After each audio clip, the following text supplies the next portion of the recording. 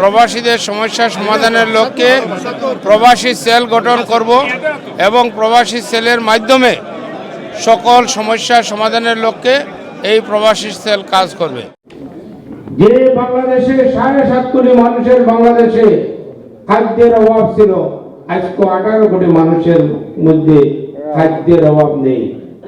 আজকে বাংলাদেশ শুধু ধান চাউলে পরিপূর্ণ নয়, শাক সবজিতে পরিপূর্ণ, মাছে মাংসে পরিপূর্ণ হয়েছে।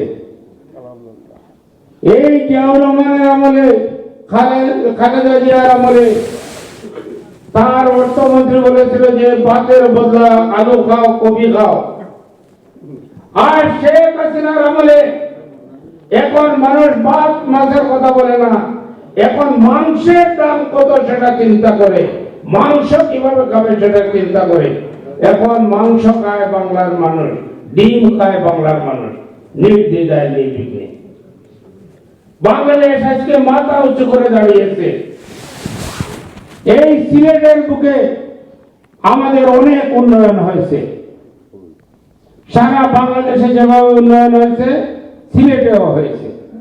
সিলেটে আন্তর্জাতিক বিমানবন্দর হয়েছে, সিলেটে 6 লাইন হচ্ছে, সিলেটে রেলওয়ে ডাবল গেজ হচ্ছে, সিলেটে আন্তর্জাতিক স্টেডিয়াম হয়েছে, সিলেটে বাদাঘাট বাইপাস হয়েছে, সিলেটের এয়ারপোর্ট থেকে আম্বরখানা পর্যন্ত 4 লেন হচ্ছে, সিলেটে অনেক কিছু শিক্ষা বোর্ড হয়েছে, পাসপোর্টের অফিস হয়েছে, সিলেটে বিভাগীয় অফিসগুলো হয়েছে, সিলেটে স্টেডিয়াম উন্নয়ন হয়েছে, মহিলা কমপ্লেক্স হয়েছে, অনেক কিছু হয়েছে।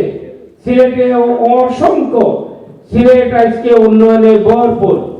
এরপরেও আমি মনে করি যে সিলেটে উন্নয়ন আমরা অন্যান্য জেলা থেকে কম মনে হয়েছে।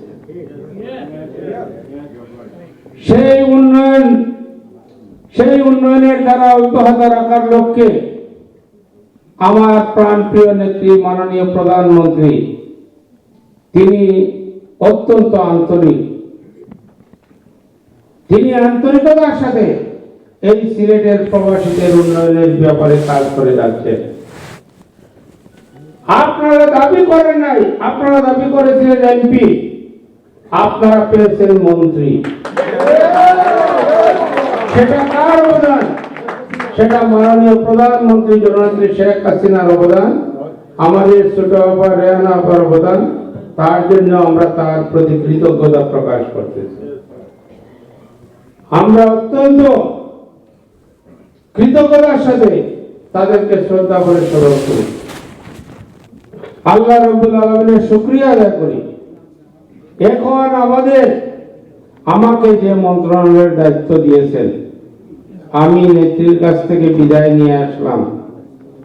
আসার পূর্বে কাতারের আমির আসলেন, আসার পরে কাতারের আমিরের সাথে আমাদের প্রবাসী মন্ত্রণালয়ের সমঝোতা স্বাক্ষর হলো। প্রবাসী থেকে আমাদের দেশে লোককে কিভাবে দক্ষ শ্রমিক হিসাবে তৈরি করা যায়, সেই কথা বিবেচনা করে মাননীয় প্রধানমন্ত্রী বলে বর্তমানে 104টি ট্রেনিং সেন্টার আছে আমাদের, আরো 50টি ট্রেনিং সেন্টারের কাজ চলতেছে, সেগুলো আরো নতুন সরঞ্জামাদি নেওয়া হবে।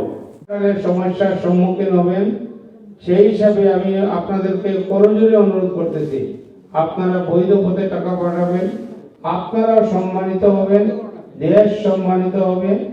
সবাইকে ধন্যবাদ। খোদা হাফেজ। জয় বাংলা, জয় বঙ্গবন্ধু।